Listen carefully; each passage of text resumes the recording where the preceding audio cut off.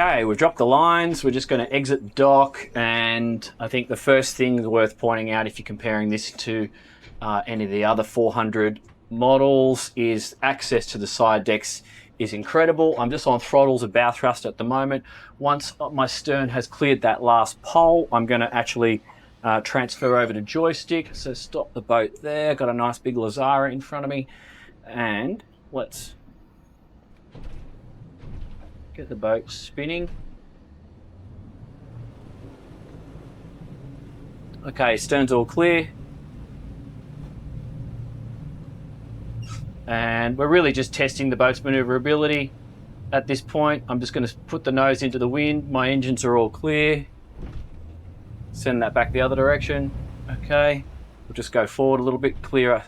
We're blow on at the moment, so I'll just buy myself a little bit of clearance, and then let's slide the boat back the other way, and we might even transition from joystick over to throttles in a second, but for now I'm pretty happy.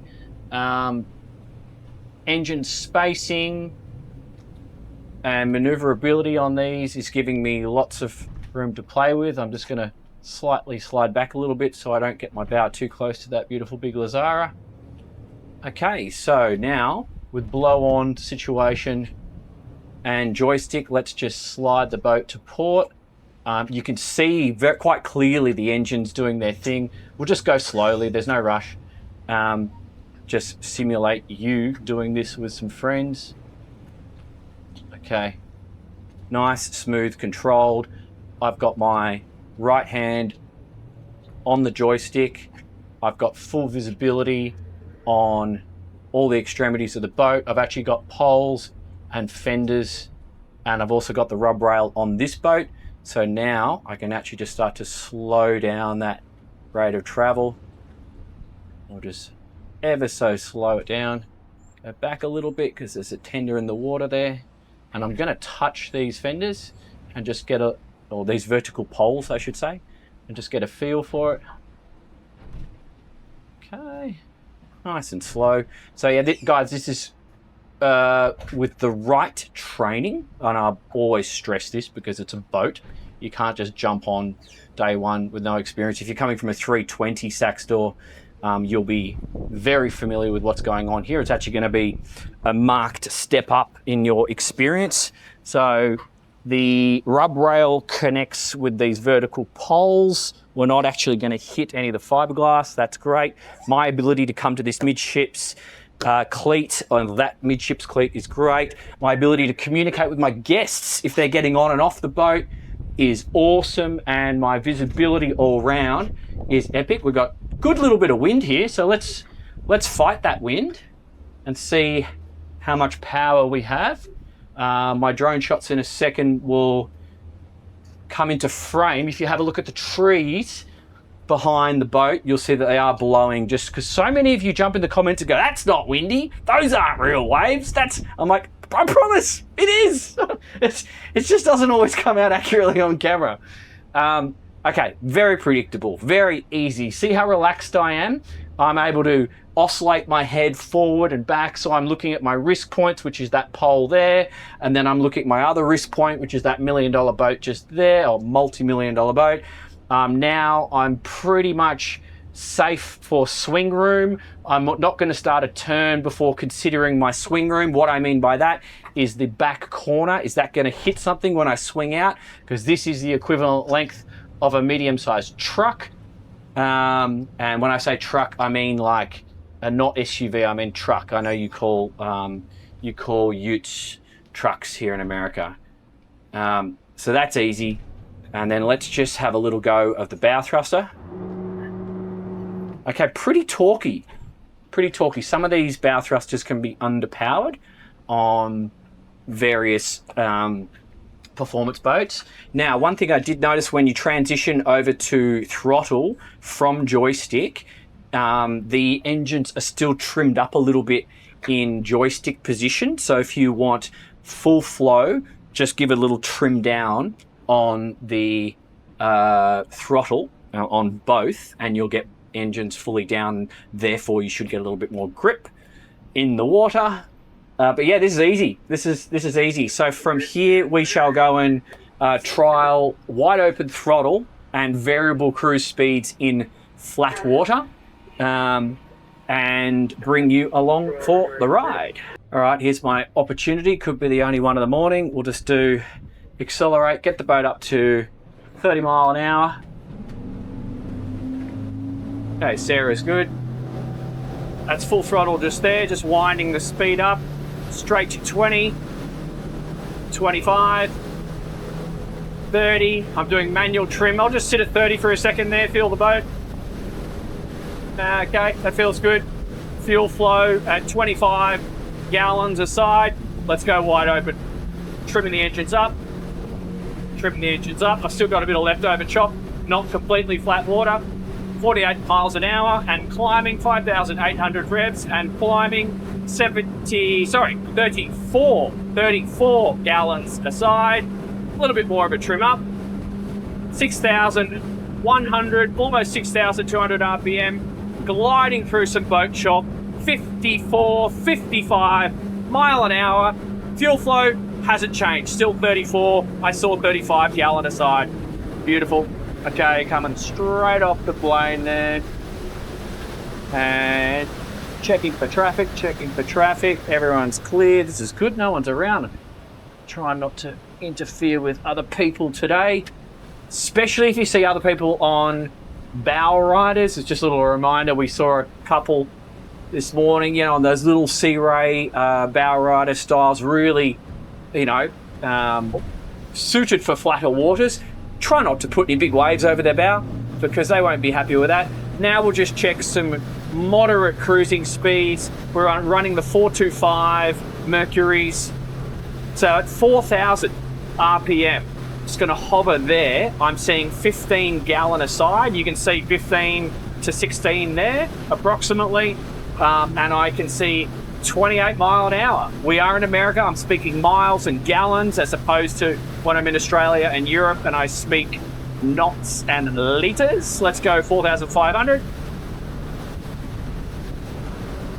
So the pickup feels more big boat-like. I think the acceleration is a bit more gradual on this one. We are carrying more weight. I'm at 4,600 RPM now. I'll settle that down ever so slightly. 4,500. Fuel flow of 18 gallons a side. 36 mile an hour.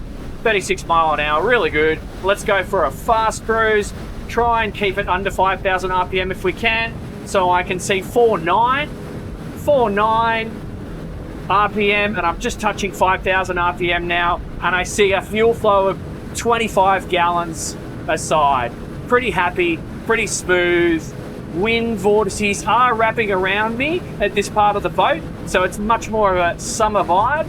And now I'm going to come off the planes, and it will be very interesting to test these doors when we get the next opportunity to do so. So from here, we're going to jump out into the ocean, play with some waves, and then we'll also have a play with those doors.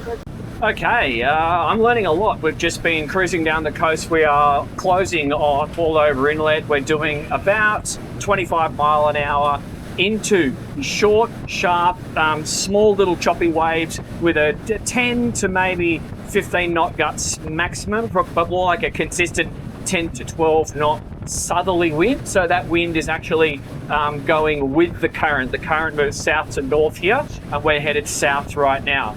Couple of things. We have a new trim tab control. I don't know if it's trim tabs or zip weights. I'm still discovering. I love the operation of this dial. So if you want to have a boat where you go fast like this one and focus your situational awareness on the environment and the challenges around you, this enables you to do that because it takes your, it allows your hands to instantly feel it and then understand immediately what you need to do. So I'm doing that because it's a big circular dial, bow thruster in the middle, and joystick has a different texture even though it's circular, so you can immediately understand that it's different. And you can just push down or up on the tabs, then you can twist it like this to do side to side, and then you also have individual operation down here. That's as much as I know about the system at the moment, but if I drop the nose fully, we can just take full advantage of the deep V, 21 degrees at the transom, and then a very deep cutting angle at the bow on this 400 hull. And you can see relative to probably out of camera 1 there, relative to the horizon, we're just running hard, fast, and flat, and we're going into it. So this is the most uncomfortable direction. So that's right, 24, 25 mile an hour, 3,700 RPM, consuming 12 gallons a side. Let's just increase only ever so slightly, checking for people. Okay, I got some jet skiers, but they're inshore of me. I'll just increase the speed, and we're just talking about comfort. You may also now notice I've closed these doors. So the wind vortices have gone right back. So we're really, really comfortable here. And if you're in a cold place or a wet scenario, that's great. It does immediately make this area hotter. So your choices are air conditioning or open the roof, like I have, because here in Florida, it's 27 Celsius here today. So that's good. I'm just increasing a little bit up to say, let's just go 30 mile, straight into it. Clear, clear, clear. Okay, 30 mile, feels good.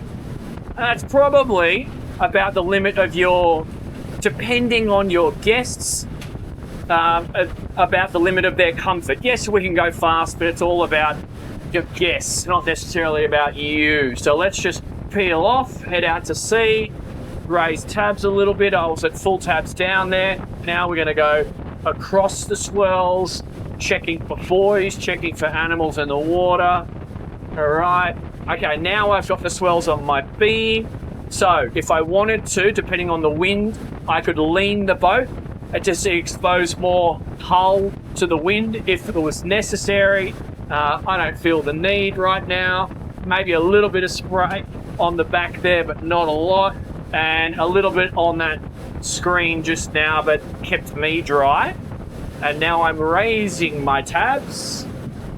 So this is going downwind and down swell now. One boat on port bow, another boat on starboard bow, clear all ahead, increasing speed, 4,300. My consumption is just nudged over 20 gallons per motor. Engine noise is super low, super comfortable, pleasurable in fact, and downwind. Okay, he's got a dive flag. I'll give him a little bit more room. Nice, and we're just coming through those waves at 36 mile an hour, gliding over them. These adventure style hulls are always a driver's boat. You will always get more benefit out of it if you expose the cutting angle of the hull directly into the next wave. So as opposed to a bigger, thicker, heavier American boat where you can get away with bashing it in any direction you choose, a bit more like a tank. This is vacuum infused. They're going for lightweight and efficiency. So there's a lot less fiberglass in these hulls, which give us the performance, that gives us the fuel efficiency. We've got the air steps. I'm benefiting from that right now. 37 mile an hour, 19 gallons a side to 20 gallons a side approximately, and one little blast. But you do feel that the hull is lighter than an American equivalent. Okay, 42 mile an hour, down swell, wonderful, fun, dry, safe. Not sure I like the footwell here, just at the helm, because it means your feet, when you spread your feet, they're slightly uneven, but that's not the end of the world. 44 mile an hour, 27 to 29 gallons a side, coming through. Excellent. Remembering this is the prototype. So I have, and we will find minor improvements. I'll touch on them at the end of the video, but that's cool. And what I love about this concept is we've really been, or the team at Saxdor really thought outside the box, because being able to slide those doors forward when I choose and select the comfort level, at least for these people. Admittedly, they are still in the wind. So aerodynamics are not favouring these people. The hydrodynamics are favouring everyone because it's a nice slippery hull, but the aerodynamics are really just looking after these people, which, to be fair, I know a lot of you here in Florida and around the world are just driving boats like this yourself or with a partner a lot of the time. So that's cool. Very interesting. We'll head to the next location. Okay, next location, guys, Haul Over Inlet. I've actually slid the doors back now. So now you've got the sensation of the wind coming around here. Full sensation, actually. Visibility is fantastic on this one. We've got an outgoing tide. So let's just focus on the job at hand. I'm not going to go in the middle. I'm just going to come in at sensible speed. Remembering, guys, if you have a pointy bow like this one, don't go hammering it into stand-up waves, because essentially you can bury the bow and get wet. But I'm just going to focus here, couple of waves, taking the side angle, got a jet ski. I'm unsure of his intentions, and I'm just going to maintain my direction. See how I'm doing that at moderate speeds? The hull's just handling it beautifully. If you come in at full speed and absolutely hammer a cutting edge bow of any brand, I'm just talking about this style, into short stand-up waves, there's every chance you're going to take green water up and onto the deck. It's not a problem. You're going to stay dry. The water's going to drain out through the scuppers, but just be aware of that, because I see quite a few people on Instagram commenting about these hulls and their effectiveness in the ocean, and I just don't think it's accurate. Some of the comments I've seen, people complaining that because they got wet at Haul Over Inlet, that there's something wrong with the boat. I don't agree with that. It's just driver error. You know, if you put yourself in a situation with a big stand-up wave, outgoing tide, stand-up waves, and you hammer the thing into the back of a wall of water, what do you expect's going to happen? So anyway, I hope that's helpful. We'll go from here to, oh, look at this tide running, that ripping along. Imagine having to swim in here. No, thank you. Crikey, that's really moving. I'm actually 2,000 RPM. You could, if you back the power off a little bit, you wouldn't go anywhere. Really funneling through here. Wonderful. What a awesome thing to experience. That's great. So we'll go from here to our final location and we'll wrap this video up for you. Okay, so as you can see, we've anchored the boat, but we've utilised a stern anchor just to the cleat here. This was a hand deployed situation, and just quickly come to the bow and I'll show you the anchoring system. It's the same on all the Saxdors, but if you're not familiar with this brand, what they have is these hydraulic struts which deploy a bow roller, which is deployed right now, and then when the anchor windlass is retracting the chain, it retracts the bow roller, and it's all nice and neat on the bow, and you've got plenty of vertical drop from the windlass down into the anchor well, so hopefully you won't bunch up and get a jam when it comes to the chain. Maybe you will on the road because there's not so much weight on road, so write to me if you notice that happening, because we're only on the chain today. Okay, so let me just give you my notes on performance feedback, and then I'm just going to compare this boat to some potential competition if you're in the market. So, experience required. Can you operate this boat solo? You absolutely can. This is a wonderful design and layout for operating short-handed because it's a center console, because I can cross to both sides of the helm. I've got great access to the cleats. My guests can walk behind me. So it really is epic for a short-handed operation. So if you've got enough experience and you're comfortable on a boat, you're going to boss this thing. and you're going to do it well. So yeah, I don't see any issues there, and I don't think you need crew. If you want to run it in the tender function, cool. You can make this a really, really luxurious experience for your guests. You can be making drinks there, serving it to them underway, and everyone's going to be having a good time. Life on board, I think it's going to be fantastic, and I think you need to consider whether you need to add all the extras. I'm talking about gyro and lithium, because you can come in here shallow and get away from all the boat wash. So just have a deep think about where you are in the world and whether you actually need all that extra gear. I understand air conditioning is quite useful in some parts, so that could be an important thing, but just deeply think about it, because this is, as it is, a really, really great platform, and potentially not necessary with all the extra kit. So what compares with this 400 GTS? I honestly think directly, nothing. It's so typical Saxdor. They're always thinking ahead, but it's offering so much in this little over 40-foot package. I don't see any boats directly competing with this boat, but I see plenty of them complementing, and I'll touch on some of them right now. The IATA 38 Wayfinder, you've probably seen that on my channel. Very interesting company, and you might see some crossover in what that vessel offers to this one, so it might be worth your time. I see Axopar are now doing a new 38. It looks like they're following Saxdor now with the drop-down sides. Haven't tested that boat, can't speak for it personally, but I've done thousands of hours on their 37s.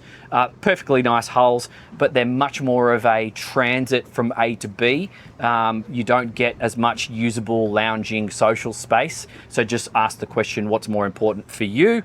And maybe the Worldcraft 38 T-top. I've driven all the other Worldcrafts, the latest models, but I haven't driven that one, so I can't speak for its performance, but they are doing very much similar vibes in terms of lots and lots of space on deck, albeit very differently executed.